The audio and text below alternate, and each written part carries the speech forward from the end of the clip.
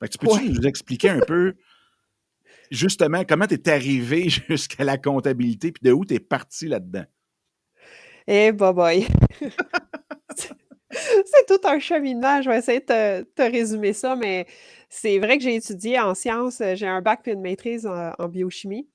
OK. Puis, j'ai fait carrière, dans l'assurance qualité puis dans le milieu pharmaceutique avec un petit détour en alimentaire, mais toujours un peu dans l'assurance qualité.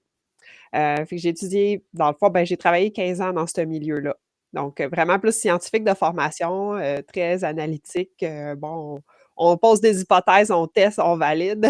C'est vraiment ça ma façon de penser. Puis depuis que je suis étudiante, puis que j'ai commencé à avoir mes premiers revenus qui étaient comme des genres de bourses d'études, puis que je suis partie en appartement, ben, je me suis dit: «Bon, avec le peu d'argent que je fais, il faut que je la gère comme il faut». Donc j'ai toujours été quelqu'un de très, très, très près de ses finances. Donc, j'ai toujours géré mon budget de façon très rigoureuse, tu sais, mettre de l'argent de côté pour, les gros achats à venir ou, les paiements importants à venir et tout ça. Donc, je me suis bâti des structures comme ça, là, pour gérer mon argent puis mes finances personnelles. Puis c'est un sujet qui m'a toujours aussi intéressée. J'ai fait des formations là-dessus. J'ai fait beaucoup de lectures sur les finances personnelles pour apprendre à bien gérer ça. Puis c'est quelque chose qui évolue avec le temps, puis qui te suit aussi, là. Puis à chaque fois qu'on passe une étape de vie, ben veut pas, tu sais, faut s'ajuster. Il faut ajuster les finances pour revoir le budget. Donc, je me mets tout le temps le nez là-dedans, puis j'aime ça gérer de l'argent. Dans le fond, c'est un peu Qui ça. aime pas ça? Fait que, après dans le fond, après 15 ans de carrière, je me posais un peu des questions. Qu'est-ce que je fais? Je change-tu d'emploi? Je change-tu de domaine?